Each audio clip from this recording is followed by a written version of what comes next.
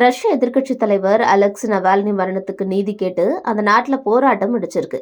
இதனால ரஷ்யால பதற்றமான சூழல் அதிகரிச்சிருக்கிற நிலையில போராட்டக்காரர்களுக்கு ரஷ்ய அரசாங்கம் எச்சரிக்கை விடுத்திருக்கு. ரஷ்ய அதிபரா புதின் இருக்காரு. சர்வாதிகார போக்கோட புதின் நடந்துக்கிறதா அமெரிக்க மற்றும் மேற்கத்திய நாடுகள் புதினை கடுமையா விமர்சிக்கிறாங்க. உக்ரைன் மீது போர் தொடுத்திருக்கிறதால மேலும் பகையை சம்பாதிச்சுட்டு இருக்கக்கூடிய புதினுக்கு ரஷ்யாக்குள்ளேயும் எதிர்ப்புகள் கிளம்பியிருக்கு.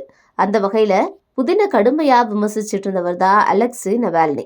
புதினுடைய செயல்பாடுகள், அவருடைய சொத்து மதிப்புன்னு பல்வேறு விஷயங்கள்லையும் கடுமையா புதினை விமர்சிச்சுக்கிட்டு இருந்தாரு.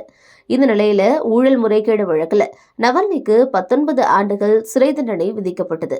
இதையடுத்து 2021 முதல் ஆர்டிக் சிறையில நவல்னி அடைக்கப்பட்டிருந்தாரு. இந்த நிலையில சிறை வளாகத்துல நேற்று நடைபயிற்சி மேற்கொண்டப்போ நவல்னி மயங்கி விழுந்து உயிரிழந்ததா ரஷ்ய அரசு தெரிவிச்சது.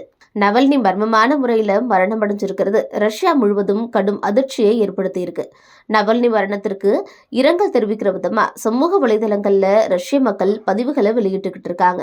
நவல்னி மரணத்துக்கு நீதி கேட்டு சில இடங்கள்ல போராட்டங்கள்லையும் ஈடுபடுறாங்க. ஆனா அடுத்த சில நிமிடங்கள்ல போராட்டக்காரர்கள் போலீசாரால கைது செய்யப்படுறாங்க. உடனடியா எச்சரிக்கை ஒன்றையும் ரஷ்ய அரசு விடுத்திருக்கு.